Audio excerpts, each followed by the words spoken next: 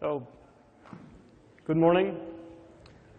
Welcome to this talk. I'm happy to see so many people here. I was worried this was such an obscure topic that nobody would show up. Before we start, just like to remind you, set your cell phones to vibrate and that sort of stuff. The talk is being recorded, so I've been requested to ask you not to do any additional recording. And yeah, so let's get started. My name is Snorri Sturluson. I'm a software architect for CCP Games. I'm working on EVE Online, a massively multiplayer online game I hope that you've heard of, and go and look it up if you haven't and start playing. I've been working for CCP for about 7 years now, mostly on the graphics engine and other low-level bits for the EVE client, resource loading, memory management, that sort of stuff. And I've been working in games since 1998. Worked at Atari Games and later on Sims, mostly on consoles. But enough about me. This talk is on multitasking with coroutines. But let's start by discussing the problem we want to solve, sort of set the context. Games typically have a main loop. You run the game logic, you run a simulation step, and you render a frame, and then repeat. And the game logic is normally scripted, or at least that's what I consider normal, and I do hope that's the case for you. Last time I worked on a game that didn't use scripting was more than a decade ago. So in the game logic, we often encounter things that need to happen over time. So we're concerned with program flow over multiple frames. As a very abstract, simple example, you may want to do something, you wait for the next frame, then you do something else, and you wait for 5 seconds and clean up. You may also want to wait for some other condition, such as a collision event or some other processing has finished, or just whatever. Resource loading is a similar issue. The resource load is asynchronous, happening on a background thread, and may take a few frames to complete. So it's again a question of the program flow. You load something from disk, and you want to wait for it to finish before you do something with it. Well, that's putting a resource into the scene, or you need to do some processing on dynamic content, or just whatever. So how do we solve this? How do we translate the program flow that we want into code? State machines are an option. This example that I showed there earlier looks suspiciously like a state machine. The problem with coding it as a state machine is that you end up breaking the flow into multiple functions. So each bit there, the do something becomes a state handler. And do something else is another state handler. Those are now two separate functions, and it makes the code, it reduces the readability of the code. I'm not saying state machines are a bad thing. You may want to use a state machine to implement higher level states, but you shouldn't need to resort to a state machine just because you want to wait for something.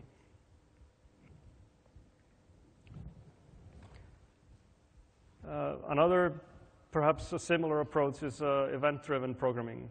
And yes, that can help, but you end up with similar issues as with state machines. You break the flow into multiple functions. They're just called event handlers now instead of state handlers. And so you have the same issue with reducing readability. And you need to chain events to break things up. And you end up with a centralized event loop. And in a tiny game, a centralized event loop sounds fine, but in a large game, this just really doesn't scale. And in my opinion, it can be great for web servers. It doesn't really work for games. So yet another approach might be to have multiple OS threads, where then you really run into the overhead of switching threads. And the EVE client, for example, would need approximately 80 threads just for the game logic, just in the idle state. Most of those would just be waiting on something, but it's still a lot of threads to manage. And also the concept of frames is so pervasive in games that threads are just blissfully unaware. You know, how do you synchronize running something on a separate thread with you want to finish it at a certain time in the frame? And you have all the problems with concurrency, race conditions, and highs and bugs, and so on. So, coroutines to the rescue. May not come as a surprise given the title of the talk, but coroutines are really nothing new. Here's the definition of a coroutine from Wikipedia, and this term is attributed to Melvin Conway in 1963. Just a side note on the Conway name. This is not the Conway that gave us Game of Life. This Conway is quoted for Conway's law on structure of software versus the structure of organizations. So he was really concerned with how to structure the software in a sensible manner, and coroutines is what he came up with. The Game of Life, that comes from John Horton Conway, and it's from 1970, so also quite old. But really, what are coroutines? So calling a coroutine is similar to calling a regular subroutine. Invoking a subroutine begins the execution at the start, and it returns or exits once. And the subroutine doesn't hold state between invocations. Calling a coroutine, again, is similar, but yielding from a coroutine returns to the caller, and then you can resume from the point of the yield. So this then implies also that there can be multiple instances of a coroutine in flight, each one with their own state. Yielding and resuming is essentially putting aside the execution and coming back to it later. So this is perfect for implementing concurrency. We're basically going from one call stack to the next, and again and again. It's a context switch between different threads of execution. So using coroutines allows us to have one function that can now execute over multiple frames. And this allows us to translate the program flow directly to code. And there is minimal overhead in the context switch. And context switching, importantly, happens at well-defined points. So this is very different from preemptive scheduling, where the execution of your function can be interrupted at any point. You never know where it could happen. So with coroutines, it's all cooperative. You decide when the context switch happens. And this really can simplify things, because an implication of this is that every assignment essentially is atomic. So it's perfectly valid to set a variable and expect another coroutine to change it to break out of a loop, for example, as long as the loop yields, of course.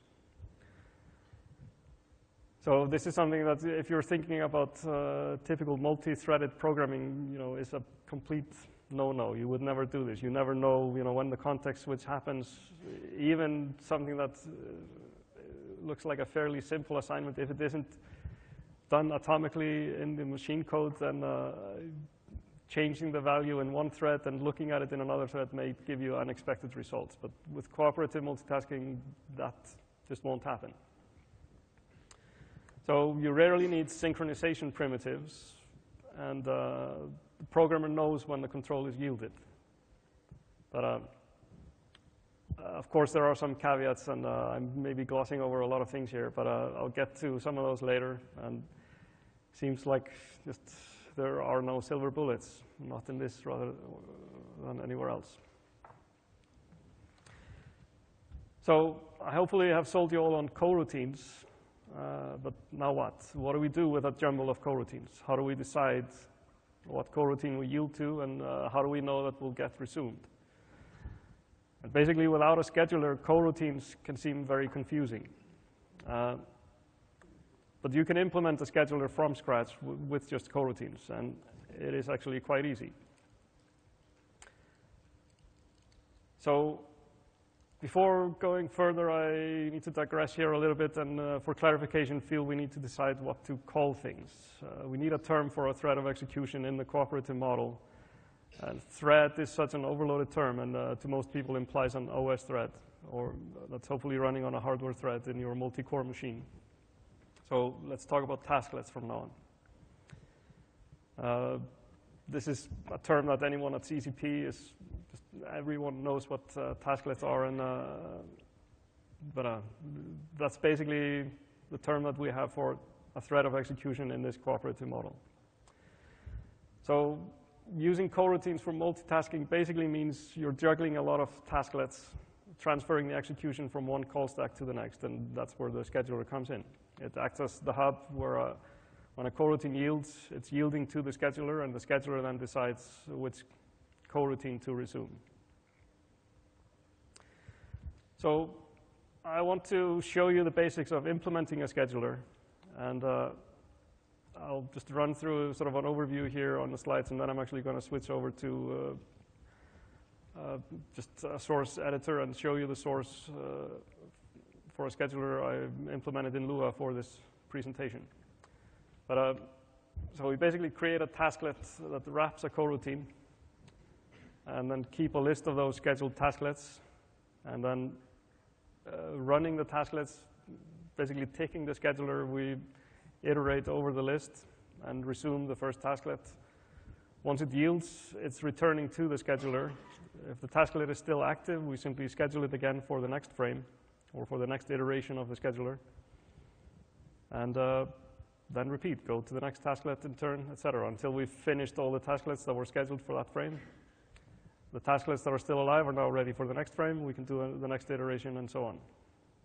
So let's go to a live demo. Let's see if I get the sequence here right. Bear with me.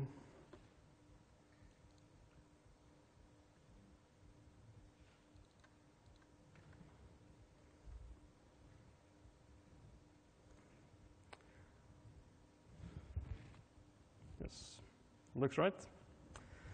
So this is just a very simple, very abstract demo where I'm setting up a function, tasklet1 here, that simply prints some outputs and yields back to the scheduler, prints something more, yields, etc. And here we create the tasklet.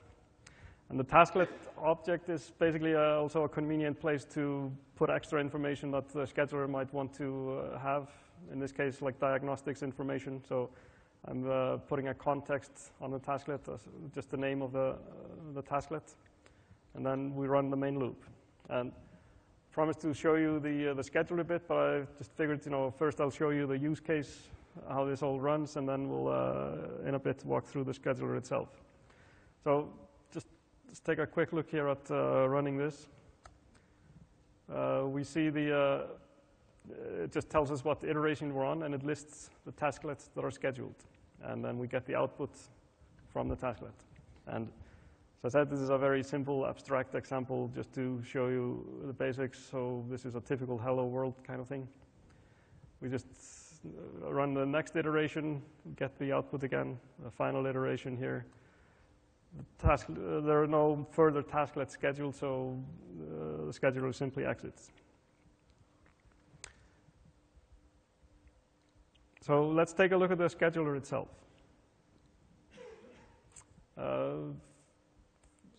First here, I just wanted to quickly show you the main loop. We're just iterating while we have tasks to do, print the iteration, list the tasks that are scheduled, and tick the scheduler. And that's sort of the important bit here. So let's take a look at the tick.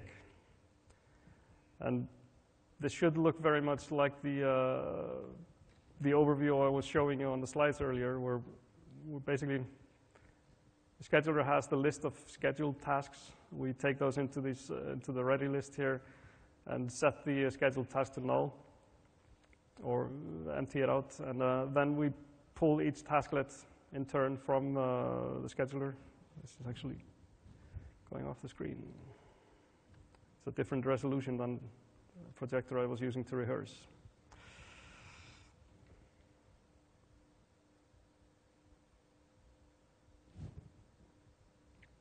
Okay. Yeah, so we pull the tasklet off the ready list, and then here's the main bit here. We resume the tasklet. That basically means calling that tasklet function.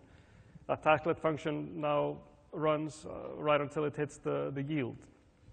And the scheduler yield that I was showing you there, that's basically just, in this case, a thin wrapper around coroutine yield. So the yield gets us back to this place, and we return either when the coroutine yields or if the execution simply has finished, if it's reached the end. And so we need to check the status. If the status is dead, if the status is not dead, then we put it on the list of tasklets to be run on the next frame. And just continue in the loop here, pulling all the tasklets until they've all had a chance to run. And note that we can't just replace the self-scheduled with the ready next frame here. The tasklets that we're running, they may actually have scheduled their own thing. So I'm basically just shoveling things from ready next frame over to the scheduler. So, but yeah, the key point here about this very basic function here is that now we have a function that is, just in one function, but we're running it over 3 frames. And the execution or the flow of the program here translates directly to the code. But now let's take a look at a slightly more involved sample. Now we're setting up more tasklets here. Similar to before, we have tasklet 1, tasklet 2, again, just doing a similar thing, except now we have tasklet 3 actually creates a new tasklet here, so tasklet A. And so one of these tasklets that we'll be running is scheduling the 4th tasklet. And again, just creating the tasklet objects themselves wrapping the functions. And run the main loop here.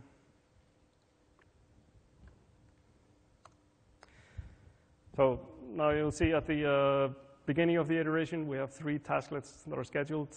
Then they each get a chance to run. They print their output. Tasklet 3 creates a new tasklet. And on the beginning of the next iteration, now we have these 4 tasklets scheduled.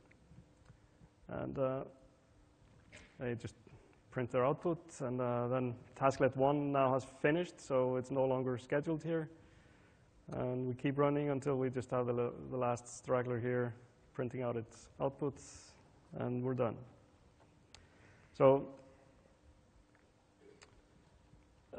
again, we have the scheduler here that is sort of intertwining the execution of these functions, and but each function basically looks as a whole. If we weren't using coroutines to do this, if we were using something like state machines or event-driven handling, and anywhere we see a yield, that's breaking the function up. And so tasklet 3, we will have 2 functions. Tasklet 2, we will have 2 functions, etc. So again, this allows us to keep the program flow that we sort of have conceptually, allows us to take that into code. And so on that note, yeah, so another thing that you want to do is communicate between tasklets. And before I show demos for that, I want to switch back to slides.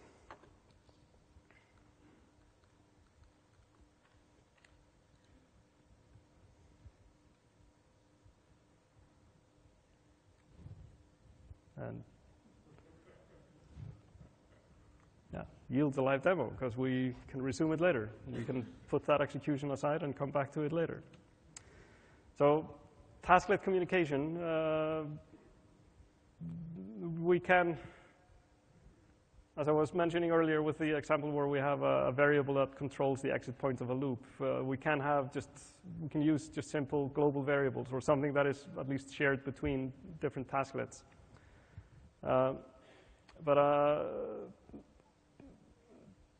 Yeah, that can have, yeah, that's not always enough. So channels is something that's is a concept that is used for this, where we can pass data explicitly between tasklets. And the channels, the nice thing about that is that they also act as a synchronization point. So you can set up a channel, one tasklet sends something on that channel, another tasklet receives data from that channel. So you can send any value that you want, or you can basically ignore the value and just use the fact that something is being sent as a synchronization point. Because sending on a channel blocks until somebody is ready to receive from that channel, and conversely, receiving from the channel blocks that tasklet until somebody sends to it. So channels are something that you would want to use rather than spinning in a loop that just yields. So yeah, you can have a variable that tells you I'm ready to go, and then another tasklet is spinning, waiting till that variable is set to true. But then you end up creating extra work for the scheduler because it's always giving that tasklet a chance just to check if you're ready to go. By integrating channels into the scheduler, you save that work, and it's also just conceptually makes more sense. So let's see if I can resume the live demo here.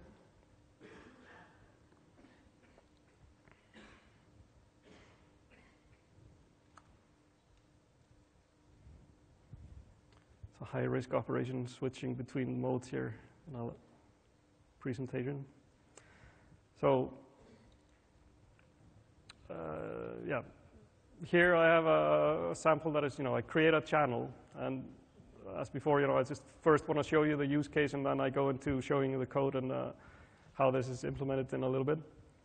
And we have a function here, the receiver tasklet. Only thing it does is receive something on that channel and output what it received. And just a similar setup as before, where we have a couple of different tasklets running. Where tasklet 2 now is sending something on the channel. And then tasklet 3, it creates the tasklet that wraps the receiver tasklet function, and that is going to actually receive something on that channel.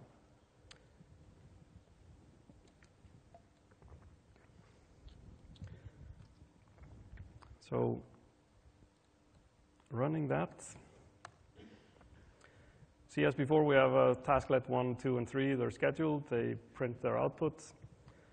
Tasklet, on the second iteration, tasklet 2 is now, it sends a message on the channel.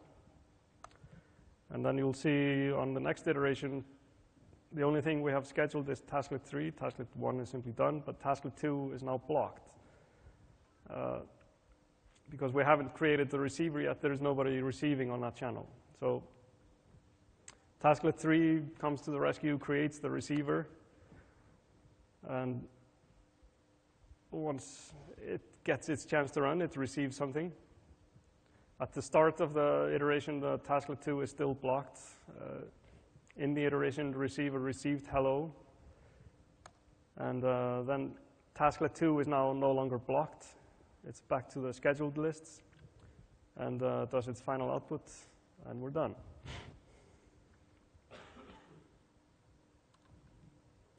So you'll notice maybe here at the top I used a different scheduler for this. I just basically, the first scheduler was sort of, just the basic implementation. Now I'm adding a little bit to the scheduler to support channels. Let's look first at the channel object has a queue and a balance variable. And when we want to send something on a channel, we look at the balance. That's basically telling us, are there tasklets that have received or tasklets that have sent? And like in the case of send, if somebody has already called receive, then the balance is going to be larger than 0. And then we interpret the queue as tasklets that are waiting to receive. And we stuff the value into the tasklet. That's the value that we're sending. And then we schedule the tasklet. Conversely, if nobody had received anything yet, then we have to set aside the value. We store it basically in our tasklet. And we add ourselves to the queue on the channel. And then we tell the scheduler that we're blocked. And the receive is just the mirror of this, except the balance has to be the other way. So we're either somebody has sent something and we're pulling that value and we're scheduling the tasklet that was blocked, or nobody's ready to receive nobody has sent anything yet and we are blocking, putting ourselves on the queue for the channel. And then the tick changed just slightly. The calling the function, or resuming to the function rather, we were just ignoring the return values from there earlier. It returns as a pair of an OK or a success value and the value that was passed to the yield. And of course, in production code you would be checking this success value, but that's just complicating the code here for this demo. But important bit is checking the return value, and we just use this blocked. This is just a marker value telling us that we have yielded from that function, but we can't be scheduled. We're blocked. And so, and then again, we go again to the same code where we check the status, if it's dead. So in the case where a tasklet is blocked, it actually won't get scheduled by the scheduler here because we're waiting on a queue in the channel. So this is how the tasklets sort of get back into the loop. So enough of that, I think. Back to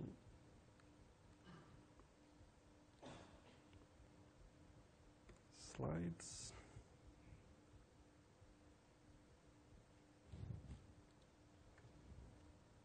Okay, it's F5, not 6. Right, so what about priorities of tasklets? Well, you implement the scheduler, you decide. It can introduce complexity. You have to start worrying about starving tasklets unless you want to always ensure that the old tasklets get a chance to run every frame. And then what do priorities really mean anyway? And Eve gets away with a very simple round-robin scheme. Maybe that's also because we're a Nordic company and take the socialistic approach. So I want to talk also a bit about just EVE Online, how we implement these things in EVE Online and how we use them. And both the client and the server are implemented in stackless Python with heavy use of tasklets on both sides. The EVE client usually has about 80 tasklets running just when idling in space. In heavy battles, we usually have hundreds of tasklets. And on the EVE server side, a server node usually has a few hundred tasklets running, which means that across the EVE cluster, there are typically over 50,000 tasklets running. Stackless Python is an open source project. You can look it up on stackless.com. The page there talks about microthreads, what we call tasklets. Microthreads is also not a bad term, but again, it's too similar to threads, which is so overloaded. The tasklets are managed by the interpreter with communication between tasklets done via message channels. Tasklets wait on a channel, and you only have one tasklet really running at a time. So it's basically the scheduler that I was showing you before in Lua is conceptually the same sort of thing. So the scheduling of tasklets in EVE, Stackless Python comes with its built-in round-robin scheme, but then we use channels on top of that for time-based scheduling. Since Stackless really only provides the round-robin part, which is essentially what I showed in my demo earlier, we need to do more to do time-based scheduling, like sleep for 3,000 milliseconds or something like that. So sleep just creates a channel, and that channel, along with the wake-up time, is added to a heap. And blocking on the tasklet is then done by calling receive on the channel. And the scheduler is then ticked every frame with the heap structure ensuring that the top of the heap has the lowest time value So we just keep pulling the top element until the time value is higher than the current value, and send something on that channel to wake it up. And in this case, we don't really care what the value is. We just send a none, and that's enough to sort of trigger the synchronization part of it. Yielding until the next frame is similar. We do that as a separate thing because it's just simpler. It doesn't need a heap. It just needs a list of things that wake up on the next frame. Right, I'm getting ahead of myself. So Eve also has two notions of time. We both have the wall clock time and simulation time. And this is used for time dilation, and go into that a little bit. But sort of implementing your own scheduler allows you to do things like that very easily. And so we simply maintain two heaps. So you sleep either for specified simulation time or you sleep for a specified wall clock time. And not everything should slow down in time dilation, hence the need for the wall clock time separately. UI animations, for example, should generally stick with wall clock time. Just because you've hit time dilation, you don't want to animate your menus more slowly. So time dilation basically means if the scheduled tasklets take too long to run, then time dilation kicks in. Just time slows down, and that means that less is happening, fewer tasklets get created, so we enter a virtuous cycle instead of the vicious cycle that probably got us there in the first place. And so once the scheduler keeps up, time goes back to normal. And time dilation is basically a mitigation strategy for handling these large fleet fights we sometimes get in Eve, where we have a few thousand ships battling it out. And they have drones, and they're shooting missiles and all sorts of crazy things going on. And you get screenshots like this. And I won't pretend that time dilation solves the lag issue for us. If you've ever played Eve, I'm sure you've experienced lag once or twice. But at least it makes huge battles like this possible. Problem is, of course, that whatever optimization we do to handle these large fights better, it doesn't result in less lag. It just results in a larger battle next time. But that's what makes Eve fun. So I want to look a little bit at some samples of tasklets in Eve. So first on the client side. And the typical thing there is a periodic update of a UI element. So anything that's blinking on the screen is very easy to set up with a tasklet.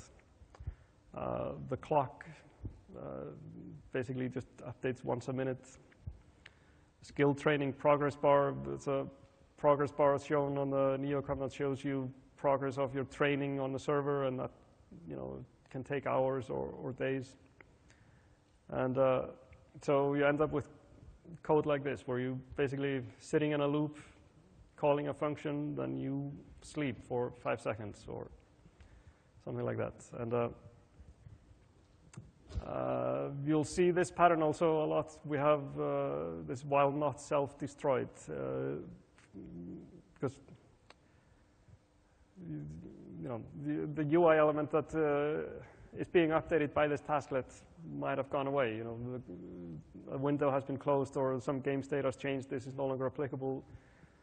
If we didn't check for this, then this tasklet would suddenly be keeping that object alive, and it would be updated even if it weren't visible on screen.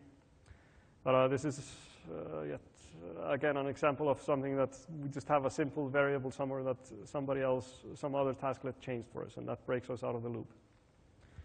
Now, this could, of course, be done differently by having a way to register functions to be called every frame, or in this case, every 5 seconds, or something like that. But tasklets just provide for us a very convenient, generic way of scheduling anything. And yeah. So you could argue that we probably overuse tasklets, but that's also, they are just so convenient. Why invent a new way of ticking something or doing something periodically or on some conditions, just throw it into a tasklet. The scheduler already exists. So other samples are network I/O. So tasklets that receive data over the network, they block that tasklet, and there's some background thread that is actually doing the network I/O. Then the tasklet can just continue once the data arrives. Build Tech3 ships on demand is another example. What are Tech3 ships? If you haven't played EVE, you may not know. They're basically ships that are built from 5 modules that need to be combined into one piece of geometry. So regular ships in EVE are not modular, they're just one model. For performance reasons, we want to merge them into one model so that they fit into that mold when rendering the scene. The code for that is unfortunately more than those 5 or 10 lines that I could easily fit on a slide, so I'm just going to walk you through sort of the overview of it. So basically start by loading 5 different pieces of geometry and wait for the resource manager to finish those loads. Then we combine into one geometry, welding the vertices, and for that we kick off a background thread and wait for the results. And then we save it out to cache for later reuse and wait for the save to finish. Maybe kind of a common theme here. We're always waiting for something. So end result would be a ship like this, where without the welding of vertices, you would see seams on module boundaries. Pieces are built to match, of course, but since you can piece it together from different sized pieces, and they have to be translated by varying amounts, and that could introduce numerical imprecisions that could result in seams. It's just the graphics programmer in me needed to get that across. And on the server side, we have, again, of course, the network I/O, probably even more prominently than in the client. Requests coming in from the clients or from other server nodes or proxies get their own tasklet. Sessions are tracked in tasklet local storage. So we basically have that notion of tasklet local storage, just exactly the same concept as thread local storage. There's lots of long-standing loops that wake up periodically to do their stuff. Again, waiting maybe on some condition rather than just time. And database requests are pulled similar to network I/O.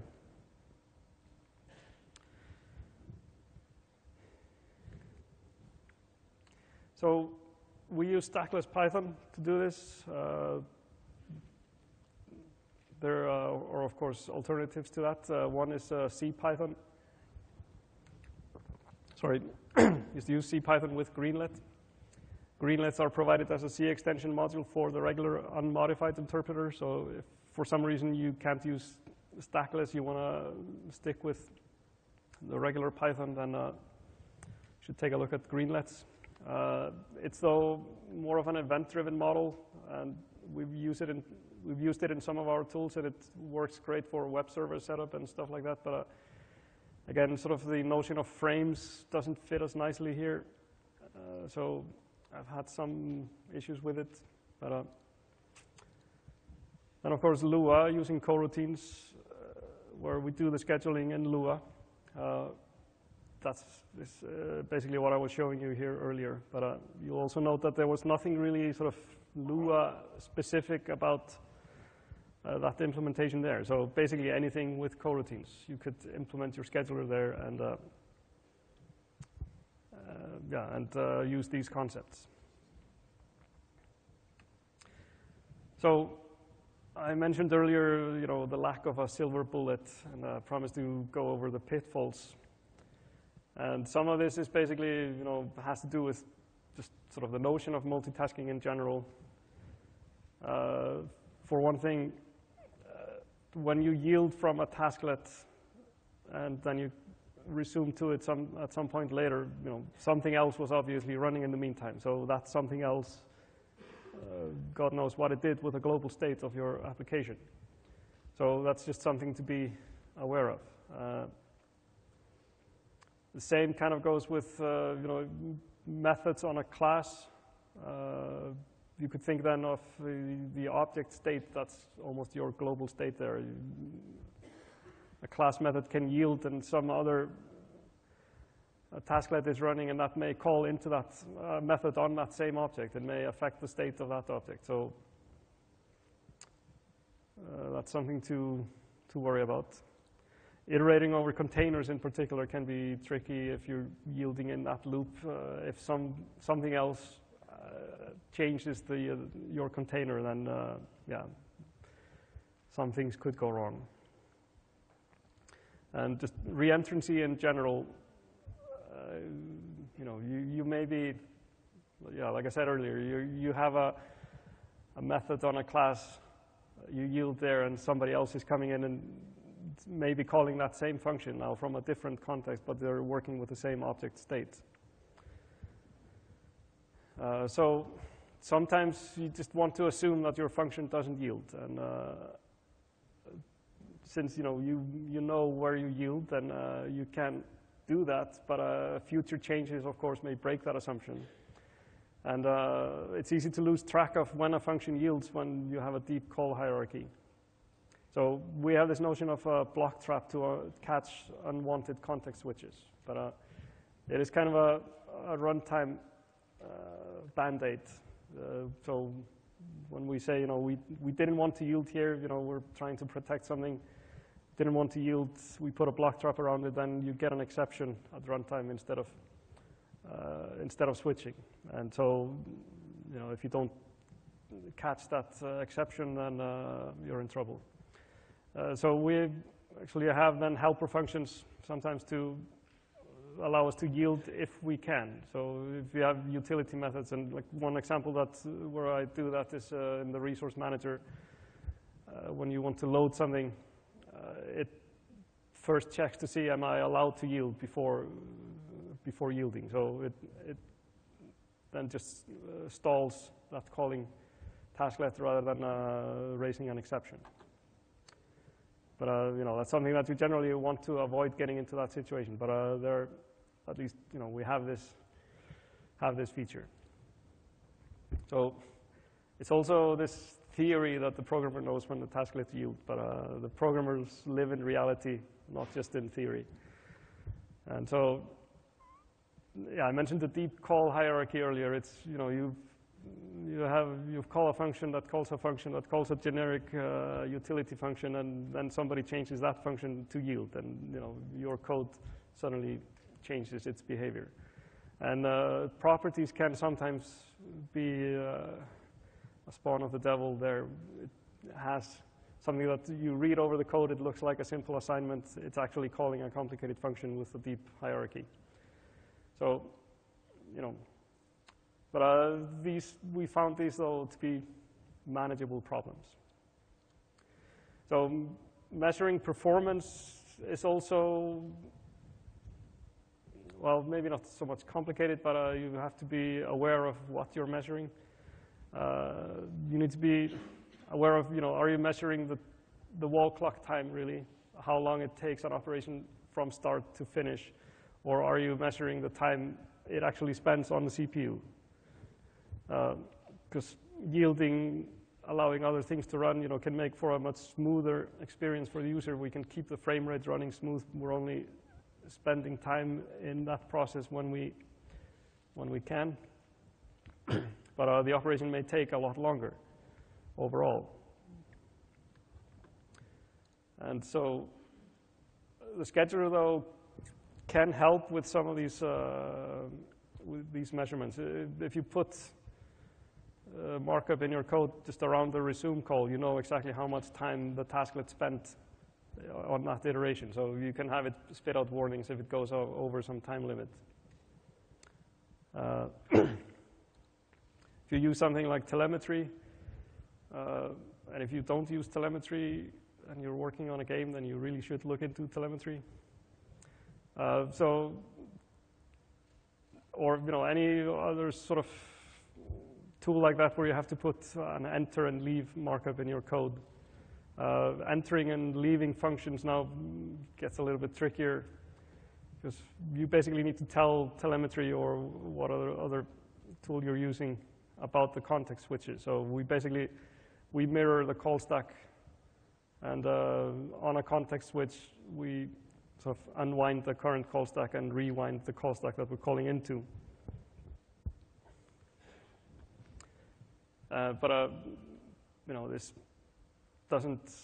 it isn't nearly as bad as it sounds, really. We get a lot of useful information out of telemetry, even if this doesn't skew the results too much. So that kind of brings me to the end here. What I think the most important thing here is that our code is not unreadable due to concurrency. So we don't have to break up our code into multiple functions and that sort of thing, due to these multitasking or these concurrency issues. But I'm sure we found other ways of making our code unreadable. So it's basically a refreshingly simple programming model.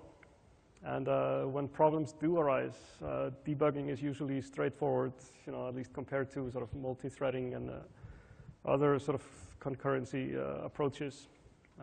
Fewer Heisenbergs. It's easier to work out what goes on in your code. In a pinch, you can always track down where context switches happen.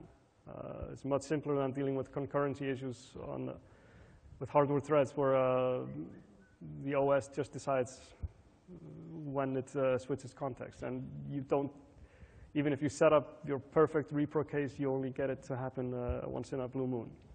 With this, if you find the right repro case, things will behave the same way.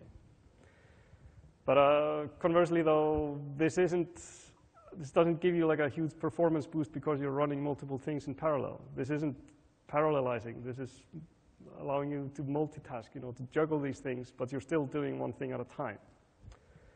And that's kind of, what keeps it simple.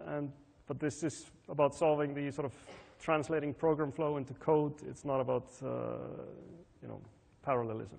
So, and on that note, if you have any questions, and if you do have questions, please use the microphones. Hi. Hi. Okay. So, as far as I understand, some of your functions may have yield in it, and some of functions have no yield.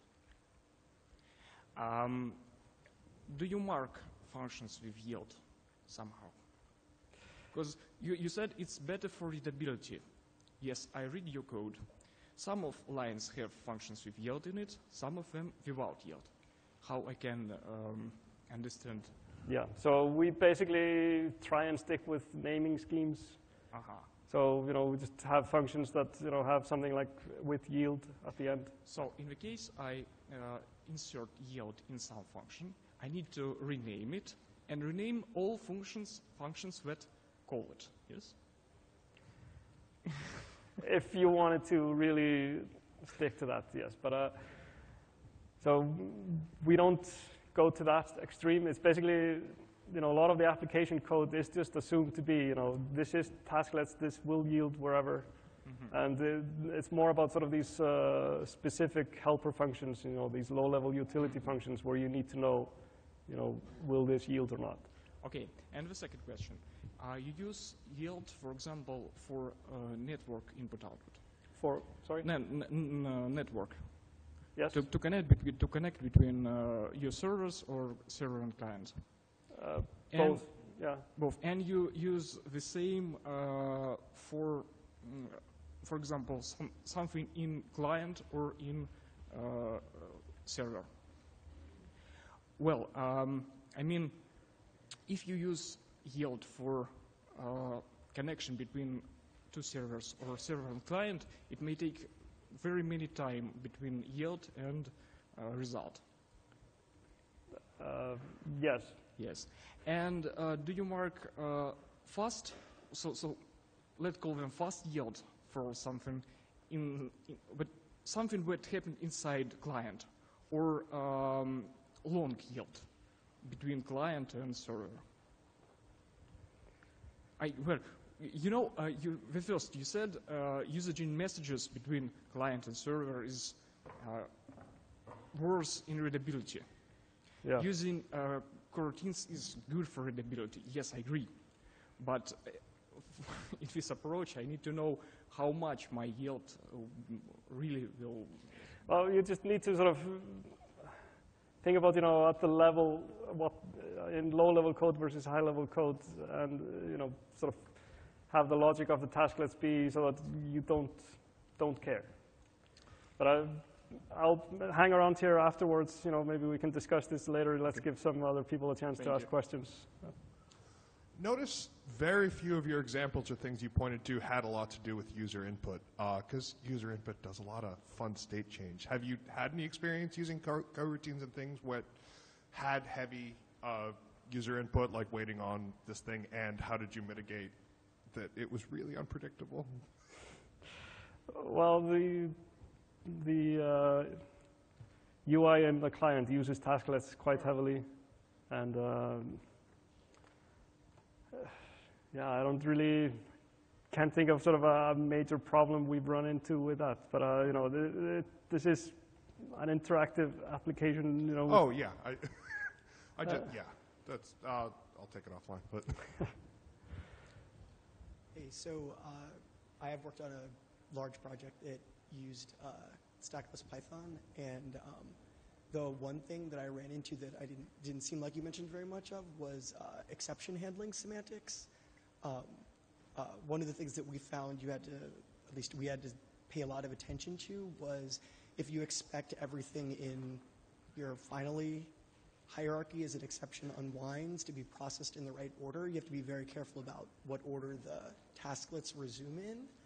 And I was just wondering if you guys ran into that, or if your code was just so good that you didn't throw exceptions on a regular basis. Yeah, so I mean, we generally don't sort of use exceptions to control program flow. We don't raise exceptions, to. So yeah, I'm not aware of any specific problems we've had with that. Maybe we've just been sort of lucky to get away with things.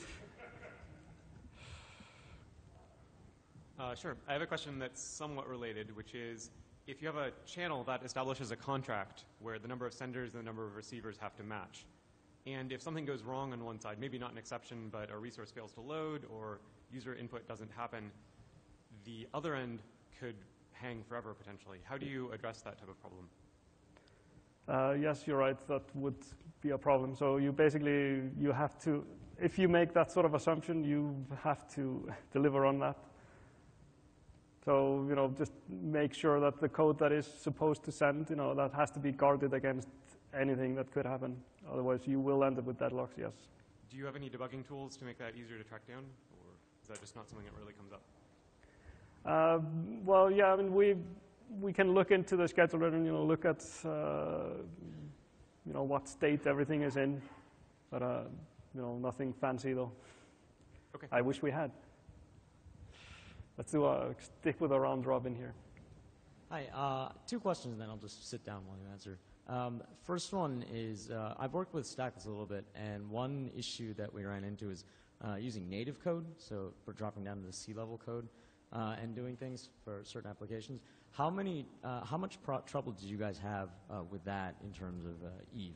So actually running Stackless and the native code. And my second question is, what for UI tools, or for just general tools, how much of that is actually in Stackless, and what type of sort of training, or what type of tricks and stuff do basically non-programmers have to deal with when actually using tools that are written in Stackless, or was that a non-issue for you guys?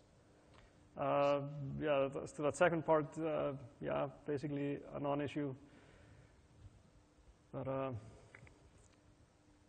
yeah, I'm blanking on the first part. First one was native, dropping to Yeah, so the biggest problems with native is just reference counting. It's so easy to mess up the reference counting, and that includes, if you do try and mess with tasklets in any way from C. But like the resource manager is implemented in C++, and that provides functions to yield. So yielding from C++ in Stackless is not an issue. You mentioned using a background OS thread to load background I/O or network traffic. Could you elaborate on the synchronization between those threads and, I assume, the scheduler or tasklets? Yeah, so basically the tasklets, they always run on the main thread. And so if we want to do something like the network stuff and allow other things to continue, or disk access or whatever, then yes, we just talk to a background thread, have it load, and then it's just setting a flag, or it basically it sends something on that channel. The channels work across threads. They are thread safe, basically. So we can use those to the background thread when it's done with its work. It can tell the tasklet that it can continue, and then on the next tick that it can run. So the channels have synchronization primitives, I assume, mutexes, et cetera. Thank you. Thanks for your answer. Hi. Hello. I had a quick question. Basically, in your scheduler, you're using a hub-based scheduler, and I noticed that basically causes 2 end switches when you go in and out of the scheduler. Did you notice any overhead from that, or is there much less overhead when using stackless Python? We're using similar virtual machines, but with our own scripting language, and basically we changed it to a chained scheduler, so we only do n+1 switches. Mm-hmm. Well, I mean, for this, the scheduler that I put together in Lua was, very basic, not worrying about performance or anything. Okay. On the in stackless Python, we're really just relying on the built-in round-robin scheduler, and that is a very efficient implementation. But I don't have all the details of that. So I guess 2 more questions? Okay, continuing with the previous question. This seems pretty much single-threaded. How does it land on the multi-core servers? How do you utilize in hardware? Yeah, again, this is for sort of organizing your code to do, when you're waiting on things. This does not directly help with parallelizing and running on multiple cores. But if you kick off background threads to do a lot of the work, that can channel then back into allowing your game logic to, that still runs on the main thread, but is just the program or the code is structured in a much more readable fashion. But this is not an answer to parallelizing things, really.